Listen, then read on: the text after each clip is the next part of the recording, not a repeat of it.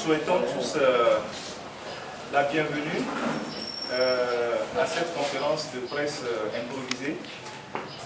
C'est vrai que nous avons appelé les confrères à l'improviste, à la va-vite, pour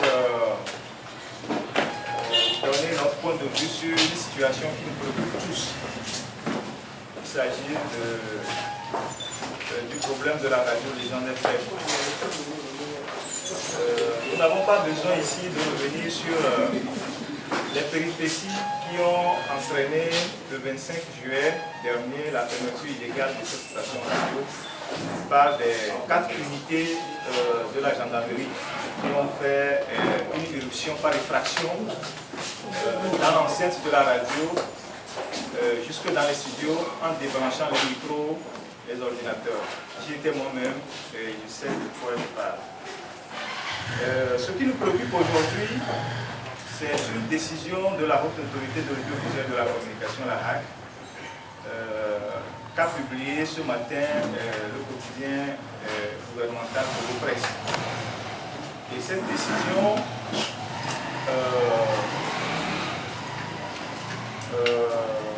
en son article premier dit exactement ce qui suit.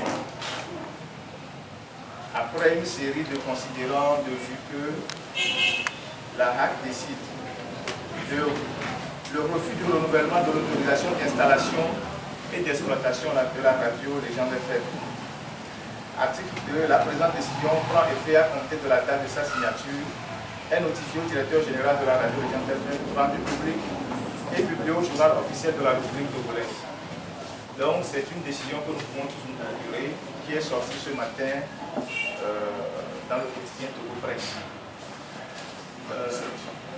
à la page 7. Nous sommes bien obligés de nous prononcer sur cette décision parce que, comme vous le savez, au Togo, à chaque fois qu'on a envie de fermer des médias, on passe toujours par des subterfuges. Et nous sommes en face d'un de ces arguments fallacieux et donc des tentatives de mettre sous éteignoir définitivement cette radio. Nous savions depuis qu'il y avait des manœuvres dans ce sens-là. Nous nous sommes gardés de nous inviter avec fracas dans le dossier pour permettre à la direction de cette radio et à ses avocats d'envoyer l'affaire à la justice et de pouvoir trouver un terrain d'entente. Même tous nous savons ce que la justice a eu à dire dans ce dossier. Après les plaidoiries, le juge a déclaré qu'il était incompétent, qu'il ne pouvait pas trancher le dossier. Donc, la lettre et la décision de fermeture de la radio ou de refus de renouvellement date du 23 août. Le 23 août, la radio a été fermée officiellement le 26 août. Le 26 juillet. Parce que nous étions à la radio le 25 juillet quand les forces de l'ordre ont débarqué pour fermer Manu Militari à la radio. Et le 26, pour habiller juridiquement la forfaiture, on a envoyé une ordonnance du tribunal de première instance daté du 25. Daté du 25, donc daté d'un jour non ouvrable. Et donc, juridiquement, si la radio devait reprendre ses émissions, c'était le 26 août. Et je crois que c'est ce qui a commencé par se faire aujourd'hui. Mais ce qui nous intrigue un peu et qui nous révolte, c'est que la Haute Autorité de l'Audiovisuel de la Communication n'a pas attendu la fin du délai de suspension de la radio d'un mois avant de signer une autre décision dans la foulée qui date du 23 août portant refus de renouvellement de l'autorisation d'installation et d'exploitation de la radio. Sous prétexte que une réunion a été convoquée le vendredi, le 23, pour discuter du renouvellement de la fréquence, et le directeur général de la radio n'a pas daigné se présenter. La question que nous nous posons est de savoir si le premier responsable d'une radio ou d'une entreprise de presse n'honore pas une convocation de la haute autorité de l'audiovisuel et de la communication parce qu'il est en voyage, ça suffit pour qu'on prenne une décision de refus de renouvellement d'une fréquence. Chacun de nous peut déduire à partir de cette question tout ce qui est en train de se passer aujourd'hui. Toujours est-il qu'au niveau de la synchronie des professionnels des médias, nous disons aujourd'hui que la situation est gravissime. Nous sommes toujours restés dans la position des éternels résignés et aujourd'hui, on se rend compte que ceux qui sont là aujourd'hui à la HAC et qui ont pour mission, comme le dit clairement la loi organique portant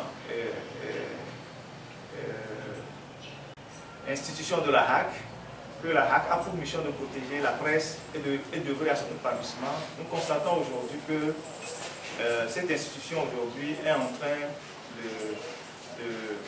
de dévier de sa mission. Nous avons déjà la radio X Solaire sous la main. Nous avons le journal La Nouvelle. Aujourd'hui, c'est le tour de la radio Légende. Et cela doit nous interpeller et nous inquiéter. C'est la raison pour laquelle nous avons convoqué cette conférence de presse pour exprimer notre position vis-à-vis de la manière dont aujourd'hui, au niveau de la HAC, on essaie de traiter certains organes. Nous avons appris que le directeur de la radio Légende est rentré hier nuit et il s'est rendu ce matin au SRI parce qu'il y a une convocation qui l'attendait là-bas et du SRI il s'est transporté au niveau de la HAC. Pour l'heure, nous ne savons pas ce qui a été discuté au niveau de la HAC parce que nous avons appris qu'actuellement le président le PDG de la radio et ses collaborateurs sont en réunion actuellement au niveau de la radio. Mais nous, ce qui nous préoccupe, c'est ce communiqué qui est sorti dans Togo Presse et qui nous interpelle tous. Parce que si nous ne faisons absolument rien, la fermeture des radios, la fermeture des organes de presse, la fermeture peut-être des télévisions vont continuer en chaîne et avec des arguments sans tête ni queue qu'on est en train de nous avancer aujourd'hui. Nous devons donc tirer la sonnette d'alarme et nous mobiliser pour faire barrage à cette entreprise liberticide qui menace même l'existence même des entreprises de presse au Togo. On sait déjà dans quelles conditions difficiles nous travaillons et aujourd'hui la haute autorité de l'audiovisuel qui doit nous aider à renforcer nos entreprises fait seulement non dans la discrimination, mais est engagé dans l'élimination d'un certain nombre d'entreprises de presse. Au Togo, quand vous êtes journaliste professionnel, selon la HAC, c'est que vous vous levez le matin au soir, vous dites que le régime fait bien, que tout va bien dans le pays. Et comme ça, on vous met dans les conseils d'administration des sociétés d'État. Et vous voyagez, vous êtes là, et vous pouvez écrire n'importe quoi, on ne vous dira absolument rien. Vous pouvez dire que les gens sont, je ne sais pas, on ne vous dira absolument rien. Quand vous allez à la HAC pour renouveler un dossier, quand vous êtes ce qu'on appelle là-bas les nôtres, on vous signe un récépissé en moins de 24 heures. Et quand quelqu'un qui n'est pas de l'heure dépose un dossier, ça peut faire 1 an, 2 ans, on refuse de signer ce dossier-là. Nous pensons au niveau de la synchronie des médias que nous avons trop encaissé et nous nous sommes trop résignés. Et il n'y a pas de HAC sans presse. La raison d'existence de la HAC, c'est l'existence des entreprises de presse. Dans d'autres pays d'ailleurs, on s'en passe la HAC.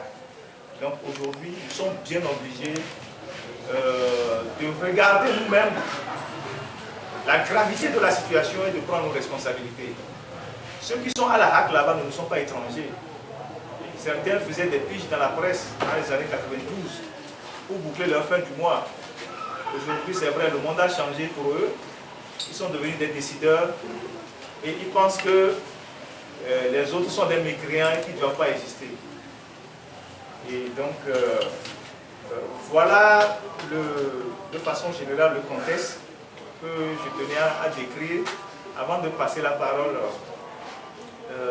aux confrères qui sont autour de la table et puis après aux confrères qui sont arrivés, pour qu'ensemble nous réfléchissions à travers cette conférence de presse-là sur les événements actuels et ce que nous pouvons véritablement faire pour arrêter ce rouleau compresseur-là qui est devenu aujourd'hui la HAC, qui est en train de nous consumer les uns les autres. Et donc, je m'arrête là pour l'instant et je laisse la parole aux confrères qui sont autour de la table pour leur intervention. Je vous remercie.